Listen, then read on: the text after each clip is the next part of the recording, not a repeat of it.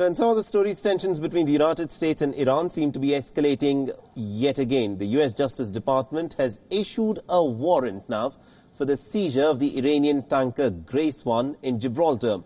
Now, the warrant argues that the tanker with 2.1 million barrels of oil on board and $995,000 that it carries is subject to confiscation. Now, the move came on a day when Gibraltar's court had allowed the tanker to set sail for Iran. Now, Gibraltar's government had said that it had received assurances from Iran that Grace 1 will not be setting sail to countries facing sanctions by the European Union. The court had also rejected a last-minute U.S. legal attempt to keep the tanker detained. But with this warrant, the vessel's fate has been complicated further. For now, Grace 1 is still anchored in Gibraltar, while the logistics for its journey are being figured out.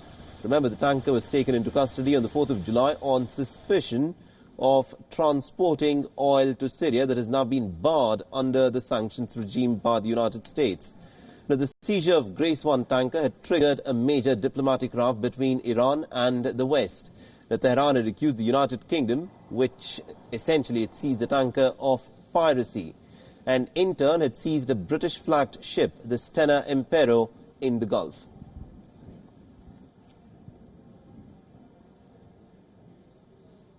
Meanwhile, the Trump administration has advanced a major potential major arms sales to Taiwan involving dozens of new F-16 fighter jets, a move which is being watched very closely by Beijing, and in fact China has also denounced this announcement.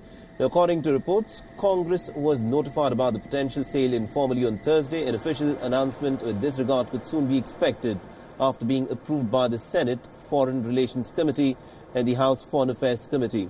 Now, the U.S. decision comes amidst heightened tensions with China as trade war wages on and the protest in Hong Kong continues to draw U.S. criticism. With this new weaponry sales, the ties between both the nations could further erode. Now, China considers Taiwan as part of its territory and regards any American involvement there as an intrusion.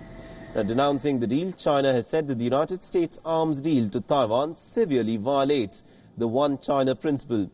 China has also threatened that the United States will have to bear all consequences if it were to go ahead with the deal. Now, this is not the first instance of military dealings between the United States and Taiwan. In fact, the United States is Taiwan's largest supplier of military equipment, something that has always irked China. Now, since 2010, the United States has sold more than $15 billion worth of arms to Taiwan. The military balance between Taiwan and China has become completely lopsided with the latter's modernization drive, and this has made Taiwan more dependent on the United States for its military requirements.